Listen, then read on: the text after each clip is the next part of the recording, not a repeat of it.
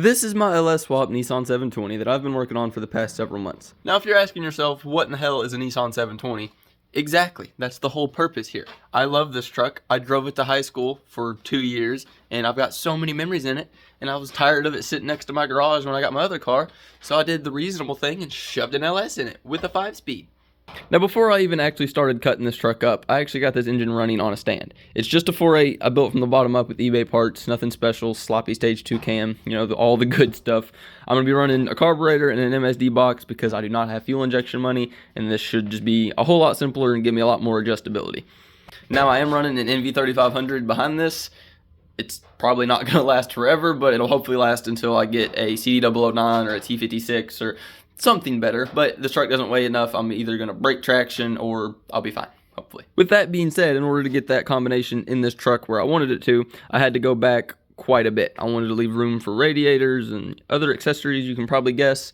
So I had to cut a massive hole in it and build a whole new firewall and trans tunnel, which I think turned out really good for my first one. The welds aren't perfect because I'm not the best welder, but it's all sealed up and structural, which is all that matters.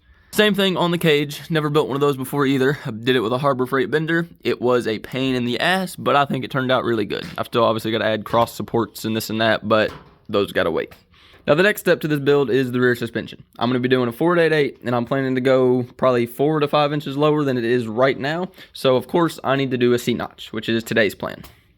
So the plan is to take this 1/4-inch plate here and cut out 4 pieces, one for each side of the frame on each side of the truck. I'm going to weld on a top hat kind of like this, cut the original frame, and then do the same thing on the bottom. I've seen it done online before. It should work. I can't think of a reason it wouldn't. Now before I just go chopping into this expensive piece of plate I'm standing on, I'm going to come up with a template to make sure the shape is exactly how I want it, and it's all going to kind of line up nice, and I can make 4 of the exact same thing. Now, I actually have been procrastinating this for quite a while because I don't have a plasma cutter. All I've got is trusty old angle grinder. So this is going to suck, but I just need to do it. So let's get to it.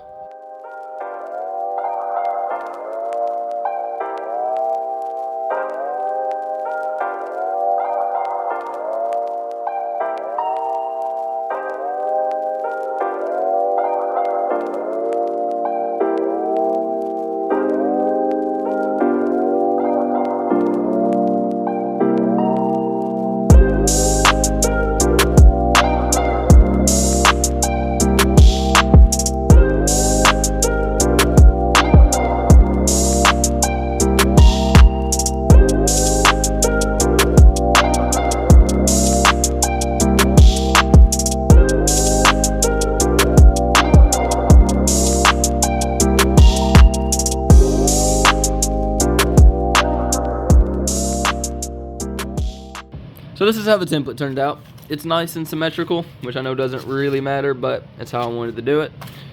It is 4 inches right here and 4 inches right here. I probably could have gone a little bit thinner, but I'd rather overdo it than underdo it. I've never done one of these before, so, you know. Now this is in total going to be a 5-inch notch. I might not slam the truck quite that much, but I'd like to have the room in case I need it. So with that being said, it's time to mark 4 of them out on this plate and get to cutting.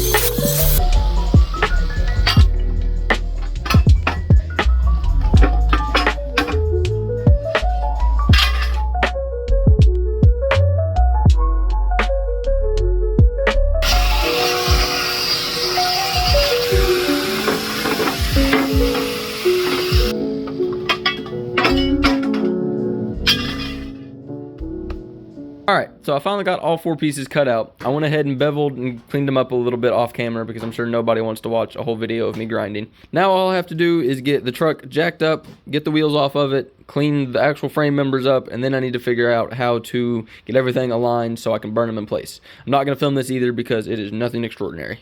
So I finally got both sides of the frame cleaned up. I didn't go down to bare metal everywhere, just where the plates are going to land so I can get a good weld. Hopefully it'll be clean enough and it doesn't give me any porosity, but we'll see.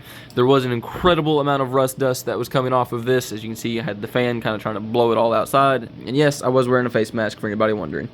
So now I need to figure out how to get the plates where I want them, nice and centered and level. As you can see, I went ahead and marked center on them. So now I need to find center of the axle, and then I think I'm going to use a laser to make sure everything stays nice and aligned.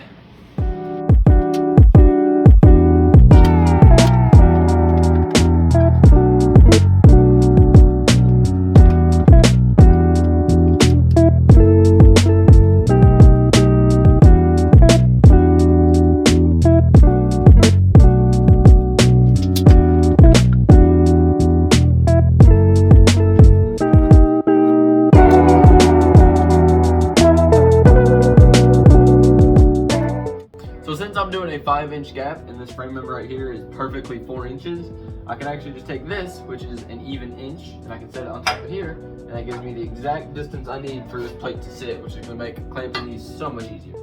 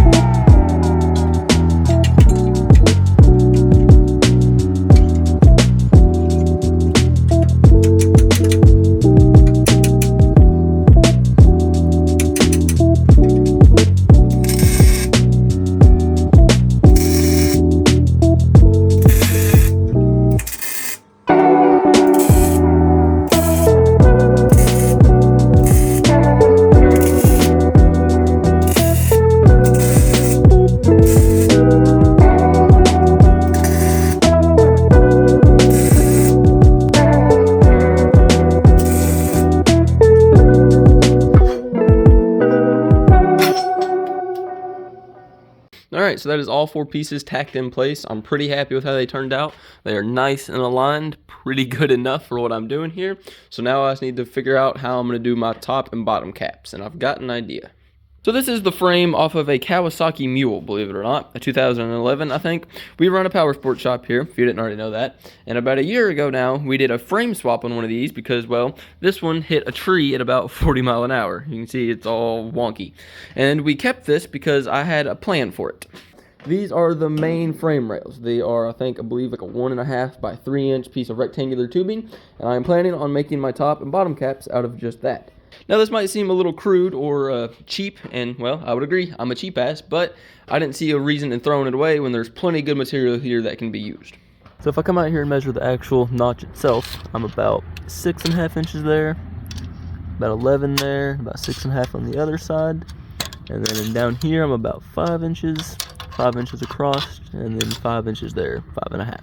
So altogether, I should need about a 24 inch piece and about a 16 inch piece, which I can get a 24 out of that right there. And there'll be 2 of them, obviously. And then I'm probably going to use, I think, this front piece up here to get both of my 16s, because there's plenty there. So I guess I just need to get to dissecting this poor frame.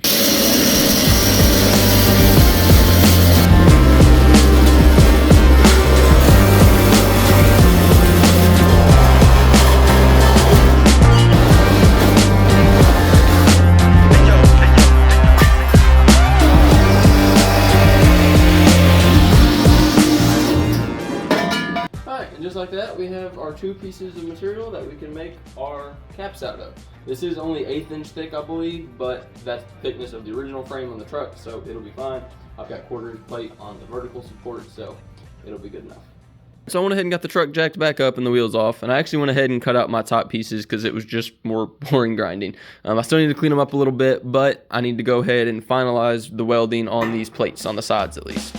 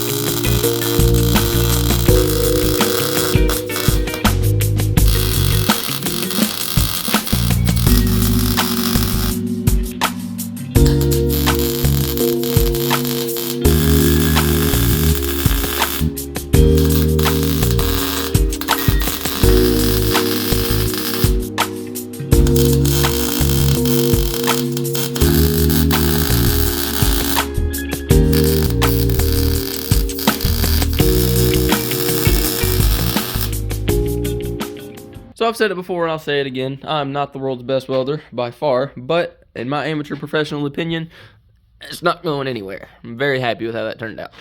Now all I need to do is finish cleaning these up a little bit. As you can see, I need to do kind of an hourglass shape because I want it to sit kind of nice and inside right there, and from the welding they kind of just pulled in a little bit. So I need to clean these up, get them fitting how I want, and then we'll get those welded in place, and then I guess we're going to chop the frame.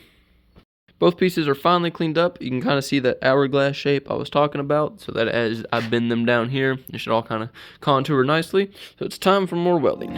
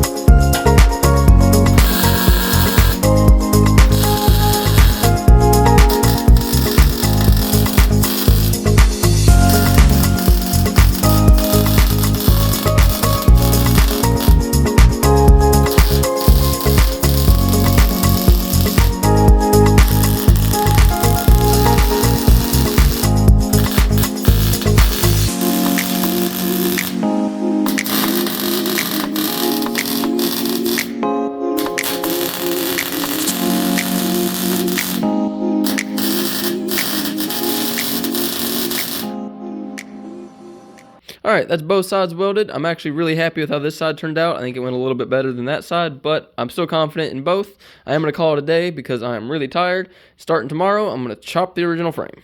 So it's actually been a couple days now, if you couldn't tell by all the rust, but that's nothing a wire wheel won't take care of. So I think the plan is to cut right here, obviously, kind of use the plate as a guide for the wheel. And then I still need to cut down here too, and then weld along the bottom. I just left it a little bit long because I wasn't sure exactly how it was going to contour, but I think it'll be alright. So with that being said, I need to get the angle grinder back out.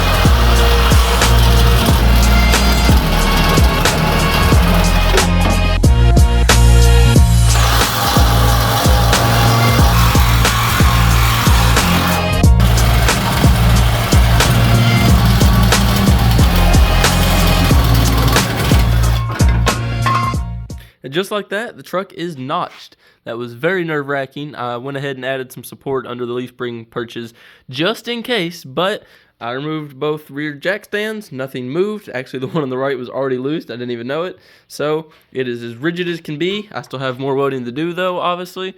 I'm going to weld the inner frame rail to the plates and then weld the bottoms up. And then I can finally move on to welding the inner caps and I'll be done. So the camera actually died like 2 beads in, but whatever, it wasn't anything important anyways. I just ran all 8 beads on the bottom here and went ahead and kind of joined everything up on the inside. As you can see, it's a really weird frame rail. Now obviously I've already cleaned everything up all the way, hit it with a wire wheel because I'm actually going to be shoving some paint on it so it doesn't get all rusty again because it's going back outside.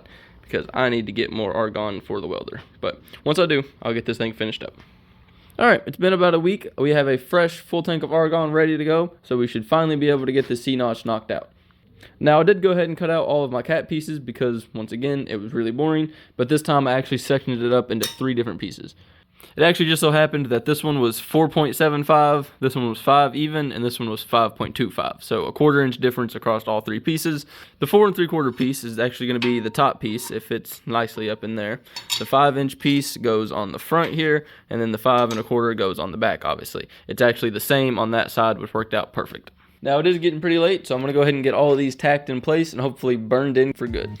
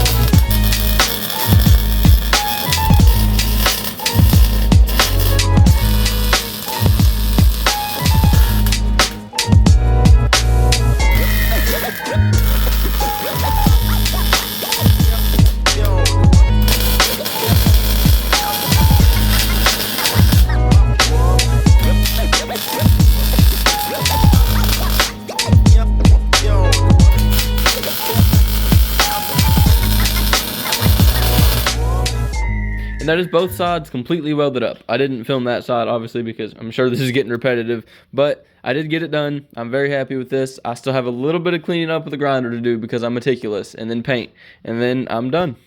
Okay, in my opinion, it all looks a lot better now that I've got everything cleaned up. I know it probably wasn't technically necessary because it's going to be under the bed and you'll never see it, but I know it's there. I'm only doing this truck once, so I wanted to do it right the first time.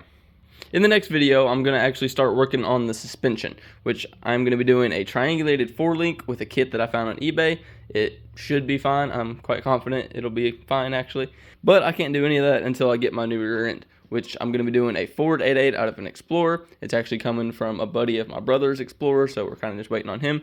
But once I get it, I'll start working on the suspension and hopefully have a video up on that before too long. Now, I do have a whole bunch of time in this C-notch and a whole bunch of time in the video itself and in the truck itself. So I do have to ask that if you enjoyed this video, or maybe you didn't, the editing might have sucked, sorry. But if you at least found this project cool, please consider subscribing. It would mean a whole bunch to me. I do plan to continue sharing as much of it as I can, and I'm really excited to keep this project moving. So thanks for watching.